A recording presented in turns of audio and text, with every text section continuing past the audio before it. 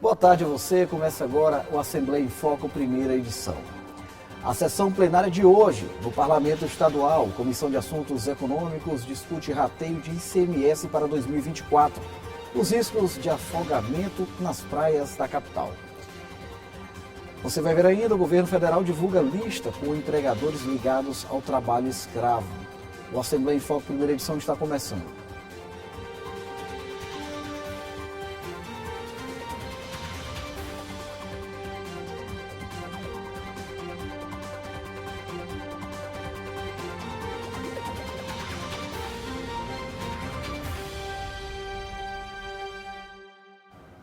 Quinta-feira também é dia de sessão plenária na Assembleia Legislativa. Os trabalhos foram encerrados agora há pouco, os parlamentares discutiram diversos assuntos, mas quem nos conta mais detalhes deste encontro lá no plenário, ao vivo, é a repórter Milena Dutra. Boa tarde, Milena. Boa tarde, Ronald, e a todos. Pois é, chegamos à última sessão plenária da semana nesta quinta-feira e vamos aos destaques. O deputado Carlos Lula, ele abriu a sessão destacando a importância do trabalho de intervenção da Avenida Litorânea para garantir a segurança de quem pratica o ciclismo e outras atividades físicas no local. A pedido também da Assembleia Legislativa, a Prefeitura de São Luís vai fazer intervenção em alguns pontos da Avenida Litorânea para que os ciclistas e atletas que pedalam ou que fazem outro esporte ali nas ruas, nas avenidas da capital, tenham mais segurança depois que um ciclista acabou sendo atropelado e infelizmente morreu. O deputado Wellington do Curso voltou a falar sobre os problemas nos ferryboats, inclusive fez um convite aos deputados, aos parlamentares estaduais, para a reunião que vai acontecer amanhã às 2h da tarde aqui na Assembleia Legislativa. Os deputados devem se reunir com a EMAP sobre os problemas desse transporte tão importante para quem mora aqui em São Luís e também faz viagens para a Baixada Maranhense. O deputado Fernando Braz destacou o Dia Mundial de Combate ao Câncer de Mama, em alusão também ao Outubro Rosa. O deputado Dr. Iglesio, ele destacou a sanção da lei de sua autoria que proíbe a divulgação de jogos de plataformas digitais, aquelas apostas irregulares de forma online, por influenciadores digitais aqui no Maranhão. E no tempo dos blocos e partidos, o deputado Zé Inácio destacou as obras de recuperação das rodovias federais aqui no Maranhão. Estes foram os principais destaques da sessão de hoje, mas mais informações sobre a sessão plenária, sobre o trabalho dos parlamentares, é claro, aqui em nossa programação e também em nossas redes sociais. Sessão plenária somente na próxima terça-feira, a partir das 9h30 da manhã, com transmissão ao vivo aqui pela TV Assembleia e pelas redes sociais da Alema. É com você, Ronald. Perfeito, Milena. Muito obrigado. Olha, a Frente Parlamentar de Combate à Pobreza voltou a se reunir na Alema para discutir medidas de combate aos índices negativos voltados para pessoas em situação de vulnerabilidade social. A reunião da Frente Parlamentar de Combate à Pobreza desta semana tratou da longevidade, que é um dos parâmetros para o cálculo do Índice de Desenvolvimento Humano de uma região e leva em consideração indicadores como saúde e saneamento básico. Entre esses índices, trata-se do problema da educação, problema da saúde, problema da segurança pública e a própria vida das pessoas, que é a longevidade das pessoas. E nesse contexto todo, nós fundamentamos sempre nosso trabalho em cima da renda, que é a aquisição daqueles recursos que as pessoas fazem para a sua própria manutenção, para a sustentação de sua família. Foram apresentados dados com os indicadores do IDH no Maranhão, de acordo com levantamentos coletados e divulgados pelo IBGE, e que ainda apontam o estado como um dos menores índices do país, apesar de avanços, inclusive no quesito longevidade. Já foi feita uma apresentação geral na última reunião. Agora a gente está começando a ponderar os blocos temáticos, Hoje saúde, posteriormente vai ser educação, para que a gente possa observar os avanços que eles existem, mas eu costumo comparar, quando a gente observa esses dados das unidades da federação, o seguinte, com uma maratona. Uma maratona você tem várias pessoas correndo, você está correndo, mas as outras podem estar correndo um pouco mais, um pouco menos. Então, para que a gente consiga melhorar diversos indicadores, é preciso que a gente não só corra, mas que a gente consiga correr mais do que os outros, para que a gente fique em posições melhores em diversos rankings aí de dados estatísticos. Os deputados puderam ouvir sobre ações desenvolvidas no estado pela Secretaria de Saúde em busca de novos avanços na área. A gente vem, né, se estruturando, foi criada inclusive a Superintendência de Saúde Digital, que é recente, né, sobre governança do secretário de Estado, Tiago Fernandes, e também a gente está com o programa Cuidar de Todos, né, que é um programa não só da Secretaria de Estado, mas um programa de governo, que justamente ele vem fortalecer a atenção primária no Estado do Maranhão, para que a gente possa estar, de fato, atendendo a população de uma forma mais direta, precisa.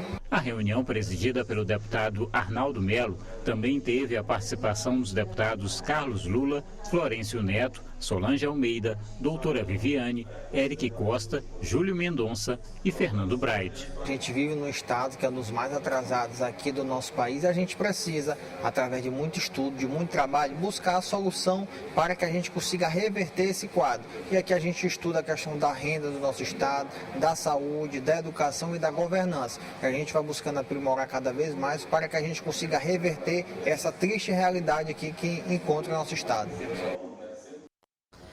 O rateio do ICMS para 2024 no Maranhão foi tema de discussões na Comissão de Assuntos Econômicos da Assembleia Legislativa.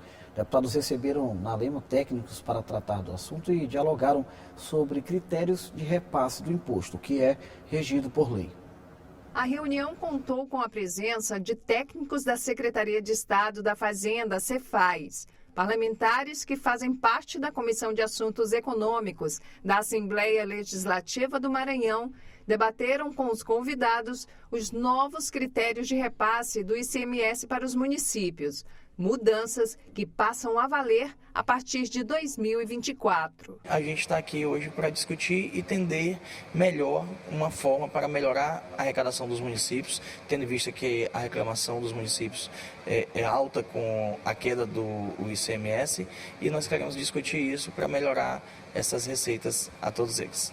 Estavam presentes o vice-presidente da Assembleia Legislativa do Maranhão, deputado Rodrigo Lago, e os deputados Júlio Mendonça, Eric Costa, Fernando Braide e Francisco Nagibe.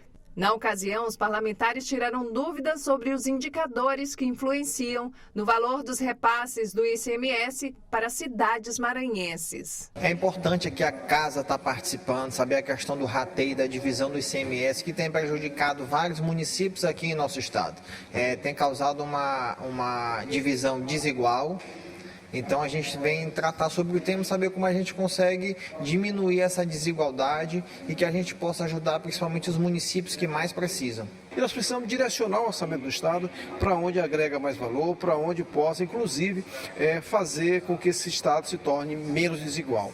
É um debate fantástico, que parabéns à Secretaria da Fazenda, né, ao João Marco e toda a sua equipe, e também essa comissão, que é a Comissão de Assuntos Econômicos. Acho que eu entendo que essa casa está buscando fazer seu papel. Um planejamento devido com as contas públicas municipais, sabendo o impacto verdadeiro da receita, para que eles possam planejar as ações municipais. Haverá também, a partir do ano que vem, a partir de 2024, a aplicação de uma nova lei que vai trazer novos critérios para a distribuição do ICMS, privilegiando, por exemplo, os índices de educação e de saúde.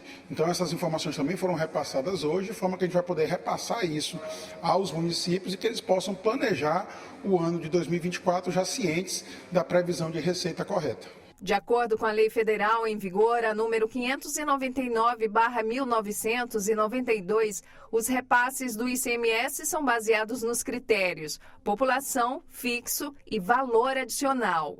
A partir do próximo ano, a nova lei, a número 11.815/2022, serão incluídos nos critérios de repasse saúde e educação, para incentivar investimento e melhoria dos índices nessas áreas. Esses indicadores vão medir a cada ano qual foi a melhoria ou qual foi, digamos assim, a diminuição de qualidade que pode ter ocorrido em cada um dos municípios. E esses números vão ser passados para a Cefaz, que calcula o valor adicionado.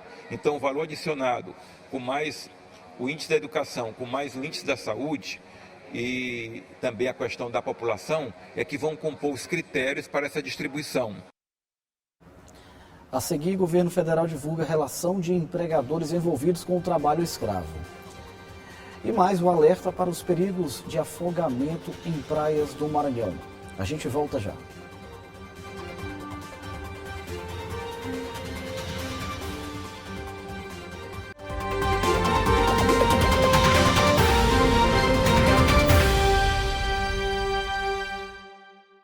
governo do Brasil divulgou relação com empregadores envolvidos em crimes de trabalho escravo. A lista foi apresentada pelo Ministério do Trabalho e aponta dados sobre o problema em todo o país. A Polícia Federal tem executado operações de resgate. A lista surge com o nome de empregadores que submeteram trabalhadores a condições análogas à escravidão, foi divulgada pelo governo federal. Na relação, apresentada semestralmente pelo Ministério do Trabalho e Emprego, foram adicionados mais 204 nomes, a maior inclusão desde que a relação foi criada. Atualmente, a lista conta com 473 nomes de pessoas físicas e jurídicas. As atividades econômicas com maior número de empregadores inclusos na lista são produção de carvão vegetal, criação de bovinos para o corte, serviços domésticos, cultivo de café e extração e britamento de pedras. As operações de resgate são executadas pela Polícia Federal. No dia 10 de outubro deste ano, a Operação Falsas Promessas 2 apurou o uso de fraude no agenciamento de trabalhadores maranhenses, submetidos a condições análogas à escravidão. O Maranhão, ele tem avançado dentro desse papel da erradicação. Enquanto sociedade civil e enquanto poder público, nós temos que estar entrelaçados para combater esse crime contra os direitos humanos. O governo do Maranhão, por meio da Secretaria de Estado do Meio Ambiente, tem atualizado os pontos próprios para banho nas praias do estado. Com isso, um alerta: os riscos de afogamento, principalmente para quem está acompanhado de crianças. Apenas neste ano, ao menos 5 mortes foram registradas. As praias de São Luís estão próprias para banho. Foi o que apontou um laudo recente da Secretaria de Estado do Meio Ambiente. Livres da poluição, a presença de banhistas aumentou e os riscos de afogamento também. A gente já teve vários casos aqui na ilha recentemente de afogamentos e tudo mais. Então a gente vê essa preocupação tendo um corpo de bombeiro rodando o tempo todo. Estivemos aqui ontem e a gente observou a mesma coisa. Então é extremamente importante ter alguém treinado, né? Treinado para qualquer eventualidade que ocorra. Por mais que a gente esteja cuidando, a gente sabe que uma pequena parte da população acaba se aventurando um pouco aí. Então a importância dos bombeiros, dos salva-vidas, né? E todos os órgãos competentes para estar orientando o pessoal, né? Para não deixar ninguém se expor de fome. Se alguém se expor, né? Socorrer da melhor forma possível é fundamental. No primeiro semestre, o Maranhão registrou 23 casos de afogamento entre janeiro e julho de 2023. Na capital, 5 pessoas perderam a vida na orla marítima.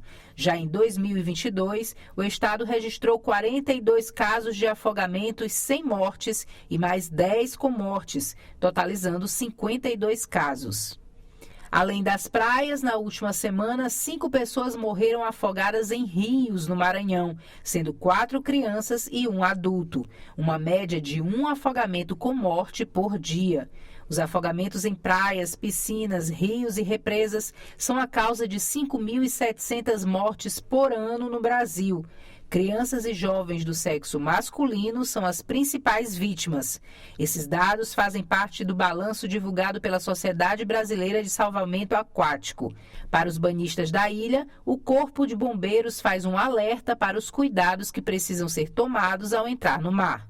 Nós temos 3 orientações básicas, orientações do guarda-vidas, que salvam vidas. Então, a primeira delas diz respeito à profundidade segura. Nós sempre lembramos aquela frase: água no umbigo, sinal de perigo. Quanto mais profundo o banhista permanece, ele fica mais suscetível às correntes, que são, por sinal, são bem fortes aqui em nossa capital. A segunda orientação diz respeito ao uso de álcool. Álcool e banho de mar não combinam. Os banhistas que consomem álcool, eles ficam também muito mais expostos a essas ocorrências de afogamento. E a terceira orientação diz respeito às crianças, os pais, os responsáveis. Eles devem sempre estar perto das crianças na todo cuidado é pouco, viu? Vamos ao intervalo. Daqui a pouco a gente volta com os destaques do site da Assembleia Legislativa e também a previsão do tempo para o Maranhão. E você vai ver ainda o trabalho de uma artista plástica na restauração de obras religiosas da arte sacra. A gente volta já.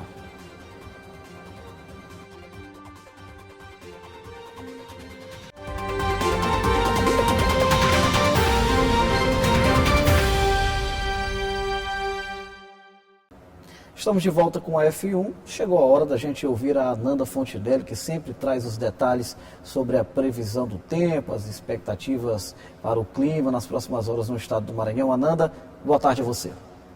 Boa tarde, Ronald. Boa tarde para você que está nos acompanhando. Vamos conferir a previsão do tempo para essa quinta-feira. Na capital, o dia amanheceu parcialmente aberto e agora à tarde o clima deve continuar assim. Um clima mais ameno, nublado, mas sem chance de chuva. A semana toda deve ser dessa forma, Ronald. E os termômetros variam entre 27 e chegam até os 31 graus. Encerrando, a quinta é de tempo nublado, o dia começou assim por lá e agora à tarde deve continuar também, só que à noite o tempo deve abrir. A mínima é de 25 e a máxima chega até os 33 graus. Já na cidade de Presidente Vargas, que fica a quase 200 quilômetros da capital, aqui pertinho. O clima por lá agora à tarde é parcialmente nublado também, mas as temperaturas são um pouco mais altas e os termômetros variam entre 24 e chegam até os 39 graus. E para encerrar, Ronald, o Instituto Nacional de Meteorologia emitiu um alerta amarelo de chuvas intensas para o nosso estado. De acordo com o Instituto, o alerta de perigo potencial abrange 48 municípios do norte, sul e oeste maranhense. Então, vamos ficar atentos a essa mudança no clima essa semana. É isso, Ronald. A gente volta a se encontrar amanhã. Até lá. Valeu, Ananda, muito obrigado. Olha, a partir deste sábado, das 4h30 da manhã às 6h30 também da manhã, um dos trechos da Avenida Litorânea será fechado para uso exclusivo de praticantes de atividades esportivas. Corridas de rua e ciclismo estão entre as opções. Além dos sábados, o bloqueio também deve ocorrer todas as terças e quintas. A medida foi anunciada pela Secretaria de Trânsito e Transportes da capital maranhense. Cuidado e dedicação com a história. Agora a gente confere o trabalho de uma artista plástica que tem se dedicado à restauração de artigos da arte sacra. O objetivo dela é preservar a herança cultural religiosa, garantindo a boa relação com o passado.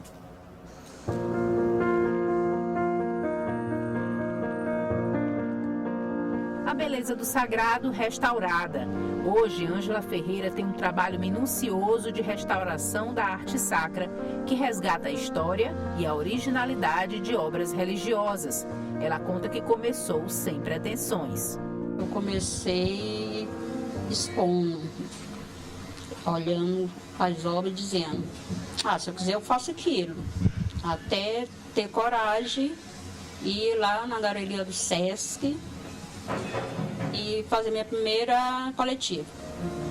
Sendo uma mulher que sempre topou desafios, sem recuar diante das dificuldades, Ângela avaliou o mercado e passou a desenvolver o trabalho de restauração de peças de arte e logo formou uma clientela que buscava seu trabalho e sua arte para recuperar as imagens de seus santos de devoção. Quando chegamos, Ângela estava restaurando a santa da igreja do bairro. Restauração eu trabalho principalmente com gesso, mas também faço pequena restauração em madeira também.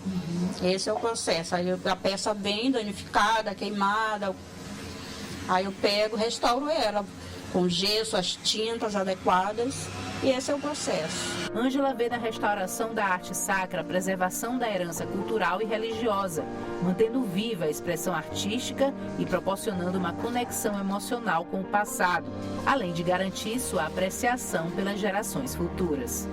A arte representa tudo. Que nem o Ferreira Goulart falou que sem a vida, sem a arte, a vida não basta, né? É tudo, eu adoro desse mundo que eu vivo de arte fazendo. Tanto é que quando na artes plásticas, nas artes visuais não me dá o retorno para me manter, aí eu procurei a restauração. Eu fico também dentro desse campo.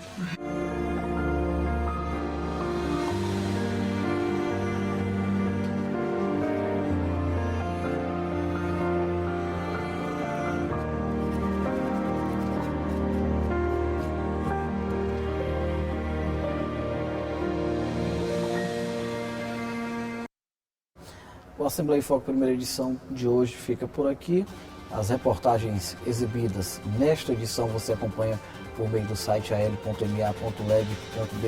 Uma ótima tarde de quinta-feira para você e amanhã a gente se encontra.